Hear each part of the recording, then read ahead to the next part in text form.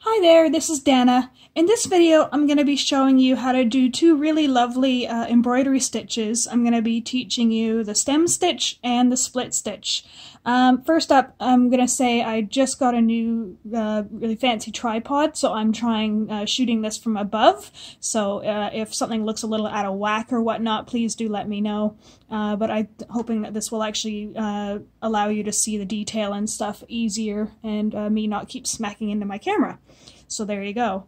So first up, I'm doing this is going to be a freebie pattern available in the Peacock Lounge. So if you're not already a member, you can just go to the video description and it will have a link that you can sign up and get access to all the freebie patterns that I have, both for embroidery and for cross stitch. So what I've done, sorry, occasionally I might actually knock the camera, it's actually really close to me. What I've done is this is just the calligraphy is the freebie pattern for this, but this is one that I actually made for my mum because her middle name is Joy. This is using Bellina linen from Zweigart. It's really, really pretty. It's this really nice sort of oatmeal color, and it's really nice and lightweight. So that's that. So that's what I use for this one here. And also for this one I'm going to be using Normandy linen. So the last time when I did the woven wheel stitch demonstration I used what was called Kingston linen. These are all from Zweigart, it's a German company. The Kingston linen is this, it's a really nice lightweight linen, and then the Normandy is it's a bit heavier and denser. It's actually really, really nice, so I'm looking forward to experimenting with this one. But what I did with this one is you'll see once you see the actual pattern, it's actually calligraphic letters, so it's wider in areas. So you can see here I've actually stitched it with a couple of rows of the stem stitch to make it give that kind of swoopy calligraphic look to it. But what you can do too is with this one, you can see I've just drawn one line, so I'm just going to do a really thin line for this demonstration. And what I would recommend is if you do want to do just one thinner line and not do the thicker lines, is I would choose, when you're drawing it out on your pattern, I would choose either the inside of the lines or the outside and just be consistent when you're tracing your design. I traced this up against the window with this friction pen here, and this will actually disappear with heat. If you're not sure how to transfer your design to your fabric, I'll put a link in the description to the video that explains these pens and explains lots of different ways to transfer your design to your fabric. So there's that. So the first one up is going to be a stem stitch, and obviously stem stitch is named that because it's really good for stems and florals and sort of nice swooping lines like calligraphy and things like that. So I'm going to be doing it in this really pretty green, so I'm just going to knot my thread. This is 703 from DMC, but obviously you can use any color that you like.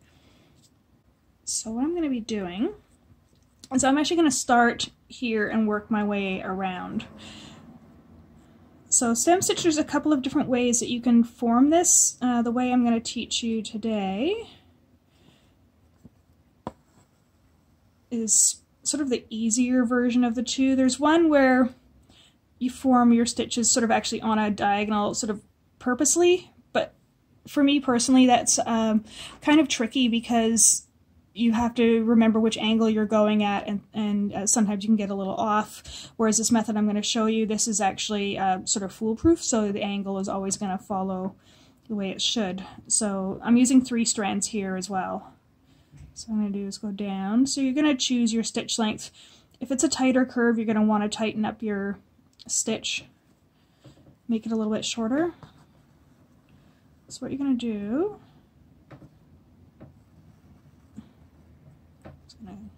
that out. So it's going to create a little bit of a loop like that, obviously, before you pull it all the way through. Sorry if it's twisting a bit. So there's that. So you've got you're coming out, you're going back in, and what you're going to do is right in between those 2 stitches is you're going to come up again. So you're going to hold this down, keep it out of the way. Oops, it just sucked up a bit of the tail. Here we go. Like that, and then you're going to pull. You're not going to pull super tight, obviously. You don't want it to start buckling your fabric. So there's that. and then you're going to do it again. So this here is your stitch length, so you're going to go here and then half again. Down, and again you're holding your floss down so it doesn't get all the way up, and then you're going to come back up in the exact same hole, pretty much. And again, release. So that's pretty much all there is to stem stitch. And you can see it's starting to look like a bit of a rope. I'll keep going. So the more strands you use of this, the thicker it's going to look and the more textured it's going to look. But also if you're using a ton of strands and then you have these really tight little areas like in here, that might end up being a little bit trickier.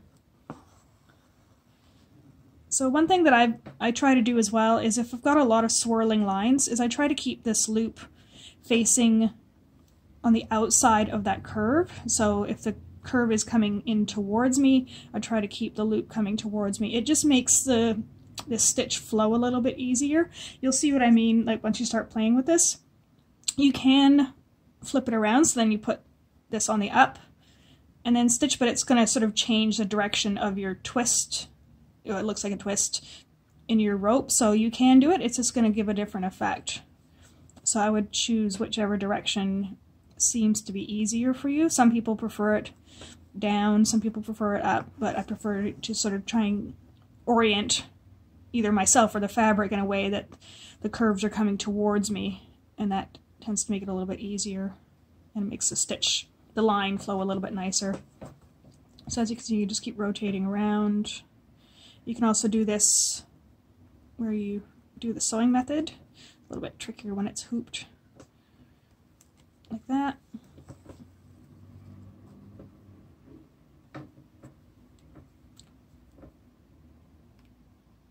So that's pretty much all there is to the stem stitch. Like I said, when you are coming around tight curves, you're going to really want to shorten up. I'm just going to stab it. It's a little bit tricky with the hoop in the way of my fingers.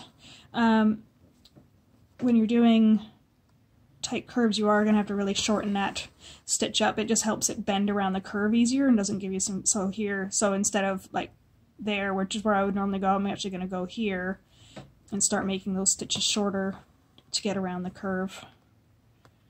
And once I get around the curve, then I will explain how you would do the thicker sections like I did in the little one for my mum. So you can see again, I'm doing really short stitches.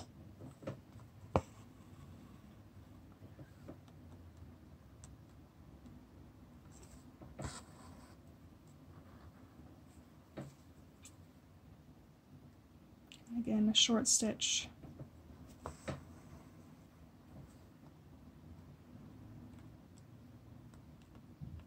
Get up there, turkey. There we go.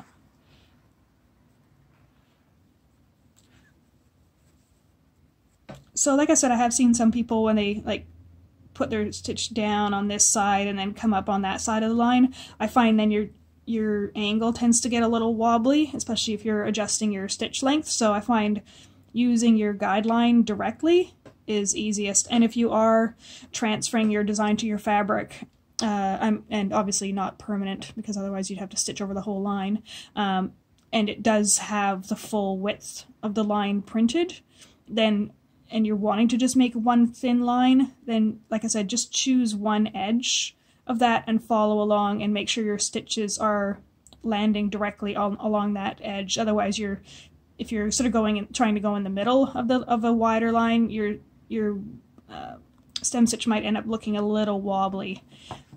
Whereas using these lines as a reference is preferable.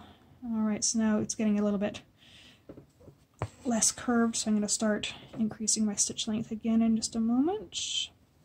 I'm sorry if this, I'm still learning where the camera is actually seeing, so if occasionally this goes out of screenshot, please trust that I am going to adjust it as soon as I realize, because I can't actually look through the camera as I'm filming this, because it's actually kind of hovering over my shoulder on a tripod.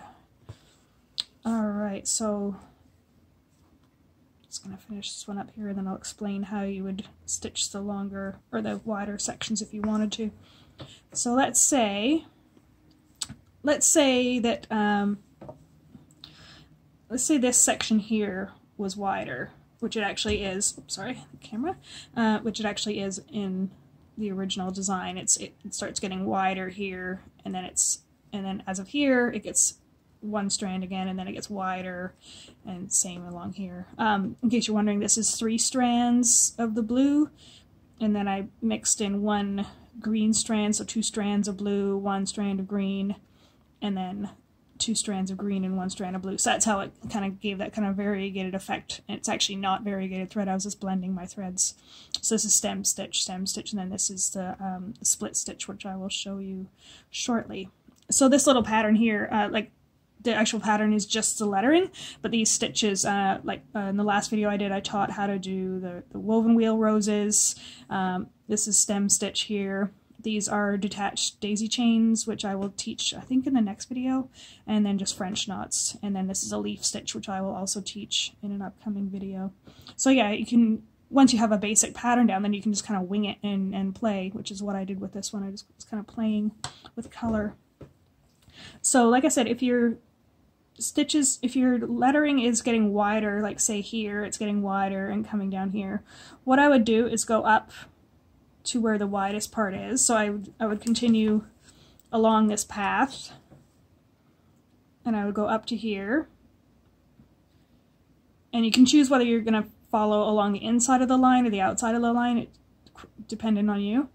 So you do your 1 row up, and then you would come back and do a 2nd row just to where that line is just starting to thicken out. So I did maybe 4 stitches in here, and what you're going to want to do too is keep your stitch going the same way, in which what I mean by that is you're going to want, so if your floss is hanging towards you doing all these stitches, when you come back the other way, you're going to want to keep your floss still facing towards you.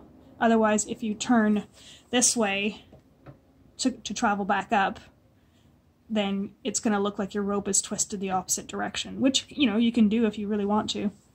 But just if you want to keep the twists, I say twist, it's not actually twisting, but it looks like it's twisted, going the same direction, then I would keep your fabric actually facing the same direction. So I would travel up here, and then I would travel again down like 4 or 5 stitches down to where it started to thicken, and then I would skip up a little bit to where it started to thicken again, just underneath the stitches. You'll be able to see your markings, and then go up again, and then continue on with the 1.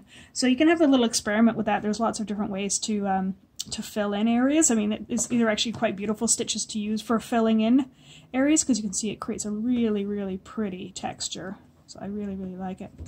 So what I'm going to do is I'm going to turn the camera off, and I'm going to keep going with this, and then for the O, I'm going to show you how to do a split stitch, which is, split stitch. I'm going to show you how to do that for the O, and then you'll have the 2 stitches that you can experiment with, and at the very end I'll show you this one completed. Alright, so I'm going to turn the camera off, and I'll be back in a moment. Alright, so here we go. I've just about finished. So what I'm going to show you here is how to finish off this line. So when I went around this bend here, I had to really shorten my stitches, but that's okay, that's what you're supposed to do. So here you can see I've just about finished. So what I'm going to do is just drop my needle down into the same last hole, and that will finish that off nicely. So that's the J done in stem stitch. So what we're going to do now is I'm going to show you how to do split stitch, and this is actually really cool. This kind of looks braided almost, depending on how many strands you use. Obviously I would recommend using more you can't do split stitch with 1 strand of floss. I mean, you can, but you'd have to be ridiculously accurate to try and split 1 strand of floss. So the more strands you use, especially when you're first starting, it's going to be easier. And if your floss starts to get twisted like this, just drop it and let it hang. And that will help untwist it. Because when you're stitching, you naturally actually twist your needle like a 1/4 turn-ish each time you stitch, so that's why your floss gets twisted. So with the split stitch, it's almost like a cross between back stitch, which is in one of the other videos, and the stem stitch. I'll show you what I mean. So you're going to make your little stitch. Again, vary the length depending on how curved it is. You can see in this section here of the J that I actually stretched out the stitches quite a bit, just give a nice sort of texture and flow of the stitches sort of changing in length. It can be quite pretty to look at. So that's when you're going to go down, drop down like normal. But what you're going to do is you're actually going to try and pierce the center of that stitch, and then come up, and then drop down again the same stitch length. So it's almost exactly the same as a stem stitch, except instead of coming up beside the middle of the stitch you just made, you're coming up right through the center of it. So it gives it almost this really cool braided effect. So again, you're going to come up. So ideally you're wanting to come up roughly where your first stitch ended, so that way your stitches are going to be roughly the same length, but it doesn't really matter. Like that. So what I have seen too, so this does take a little bit of accuracy just because you have to try and split it in the middle, but you can see that it's starting to look braided. I have seen people do this in a reverse way, so I'm just going to show you what I mean. So instead of coming up from underneath, they'll basically do a back stitch and then drop down into the center like that. So it's easier. I mean, it's more accurate, obviously, because you can see where you're splitting. The only problem with that is when you pierce your fabric, like the direction of your needle, like all the little, the little tiny fibers and stuff that are on your floss, when you pierce your fibers with your needle, what's happening is the shaft of the needle is actually pushing all those fibers in the direction that the needle's traveling. So if you're going to do it this way, what's going to happen is all those little fibers around the edges, you know, even if you can't really see them unless you get super close, is they're all going to get pushed that direction. And what that's actually going to create is going to create the impression of a hole right there. So instead of this nice flowing line of braid, it's going to look like this little string of holes. So it is easier to do it this way, but because you're pushing those little fibers down that way, it's actually going to create the impression that you've created a hole. So that's why I recommend doing it this way, even though it does take a little bit more practice and it just takes a little bit more time, as you have to be a little bit more accurate. And again, going around curves, shorten your stitch right up.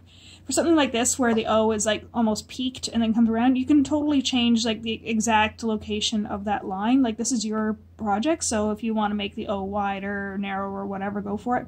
For something like this, and same here, like, you know, I had to widen that out just a little bit to travel that quite tight curve. It's totally okay to sort of flatten, you know, in your mind, flatten that curve out to make it easier for you to travel along. So again, we're just going to pierce the center, and then drop it down. So I'm just going to travel out just a little bit, make that curve a little bit easier. So this is a really pretty stitch. This is often used, same as stem stitch, for outlining. It can be used for things like if you're doing satin stitch, which I think, yeah, I'm definitely going to be doing a midi tutorial on satin stitch. Sometimes you can use the split stitch as an outline for your satin stitch, and then your satin stitches go over top of that, so it gives it kind of a raised effect, and it helps you with your accuracy of your satin stitch. Alright, just going to do one more here. So you can see it takes a little bit of patience, but it's all good. Alright, so what I'm going to do is I'm going to turn the camera off now, and I'm going to keep traveling around and finish up the split stitch. Hopefully you can see that clearly. And then I'm going to continue on with the Y and do that back in the stem stitch, and then I'll come back to you and show you the finished project. Just a moment. Okay, as you can see, I've finished here. So we've got the stem stitch for the J, and you can see it gives a really lovely 3D effect. Like you can almost see like the lines going over each other and swirling and swooping. And then we've got the split stitch here for the O. I'm just going to finish off my thread. So an easy way is just to wind it under the last few stitches a couple of times and then just trim it. So I'm going one direction and then go back the other direction once or twice. And then that's just golden. You can also catch this loop as well. That gives it a little extra anchor, a little tug. And snip. There you go. Ta-da! So yeah, if you do want this pattern, just go to the little pop-up that's going to come up on the right-hand side of your screen right now and sign up for the Peacock Lounge if you're not already a member. The patterns are totally free. And yeah, if you have any questions, please feel free to let me know. And also, if you like this video, please like it. It really does help with other people being able to find these videos. It might help them as well.